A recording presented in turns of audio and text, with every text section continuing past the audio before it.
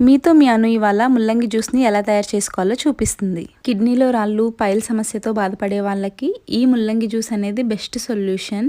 ఏ కూరగాయల మార్కెట్లోనైనా చాలా తక్కువ కాస్ట్కే దొరుకుతుంది ఈ ముల్లంగిని పైన తొక్కు తీసేసి చిన్న చిన్న ముక్కలుగా కట్ చేసి మిక్సీ జార్లోకి వేసుకోండి. ముల్లంగి జ్యూస్ ఫస్ట్ టైం తాగేటప్పుడు కొంచెం ఘాటుగా అనిపిస్తుంది. రోజు తాగుతూ ఉంటే అలవాటు అయిపోతుంది. టేస్ట్ కోసం కొంచెం పంచదారని, నిమ్మచెక్కని పిండుకున్నాను. షుగర్ వద్దనుకునే వాళ్ళు హనీని కూడా యాడ్ చేసుకోవచ్చు. సరిపడా వాటర్ వేసుకొని మిక్సీ పట్టుకోవడమే.